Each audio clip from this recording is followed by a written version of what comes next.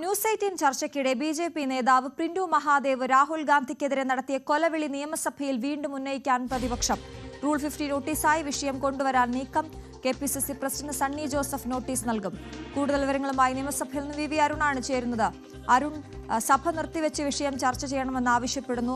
ഇത് വലിയ ഒരു ആവശ്യമായി തന്നെ, അല്ലെങ്കിൽ വലിയൊരു വിഷയമായി തന്നെ, ഗൗരവമുള്ള വിഷയമായി തന്നെ ഉന്നയിക്കാനാണ് കോൺഗ്രസ്, അല്ലെങ്കിൽ മുന്നോട്ട് കൊണ്ടുപോകാനാണ് കോൺഗ്രസ് തീരുമാനിക്കുന്നത് എന്ന് തന്നെയല്ലേ മനസ്സിലാക്കേണ്ടത്?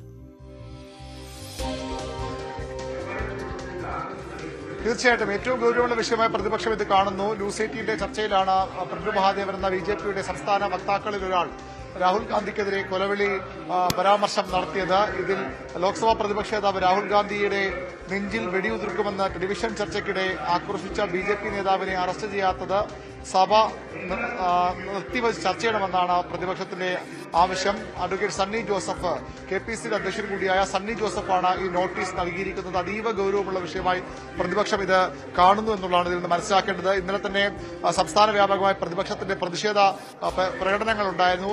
തിരുവനന്തപുരത്ത് രക്തസാക്ഷി മണ്ഡപത്തിന് മുന്നിൽ പ്രതിപക്ഷ നേതാവും അതുപോലെ തന്നെ കെ.പി.സി.സി അധ്യക്ഷനും ദീപദാസ് മുൻഷി അടക്കമുള്ള ദേശീയ നേതാക്കളും പങ്കെടുത്ത പരിപാടിയാണ് നടത്തിയത്. സർക്കാരിന് ശക്തമായ വിമർശനം ഇന്നലെ സഭയ്ക്കുള്ളിൽ എ.പി. അനിൽകുമാറിനെ പോലുള്ള നേതാക്കൾ ചർച്ചയ്ക്കിടെ ഉന്നയിച്ചിരുന്നു.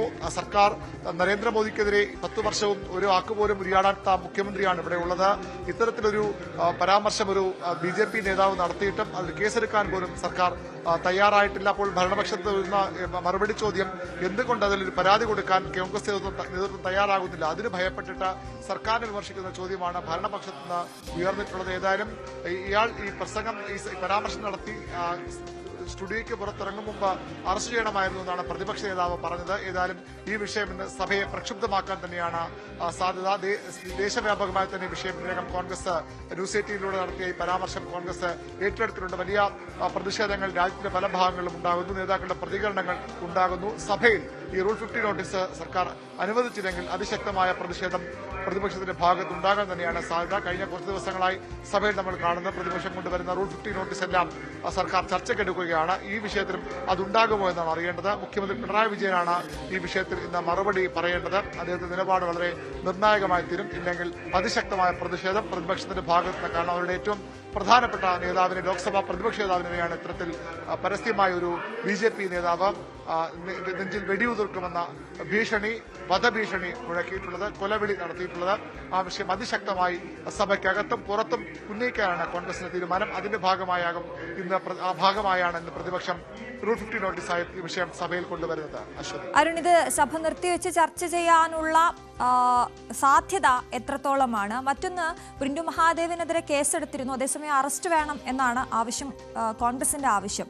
ഒപ്പം കഴിഞ്ഞ ദിവസമൊക്കെ നമ്മൾ സംസാരിച്ചതുപോലെ പ്രിന്റു ഇത് മനഃപൂർവ്വം സംസാരിച്ചതാണ്, അല്ലെങ്കിൽ ബോധപൂർവം തന്നെ പറഞ്ഞതാണ് എന്നുള്ളത് വളരെയധികം വ്യക്തമാണ്. കാരണം രേണുക ആവർത്തിച്ച് ചോദിക്കുന്നു, തിരുത്തുന്നുണ്ടോ, മാപ്പ് പറയുന്നുണ്ടോ എന്നൊക്കെ ചോദിക്കുമ്പോഴും ഇല്ല എന്ന നിലപാടിലായിരുന്നു പ്രിന്റു ഉണ്ടായിരുന്നത്.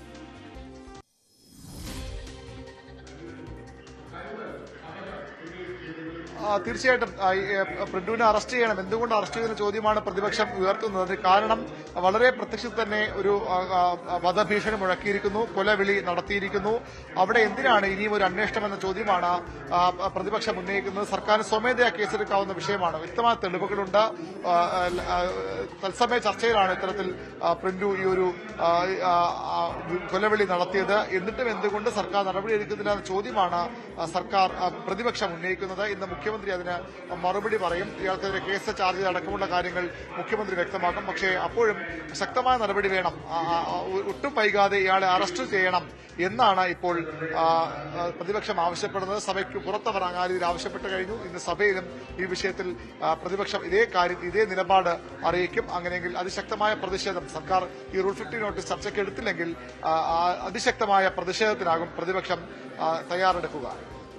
ശരി അരുൺ.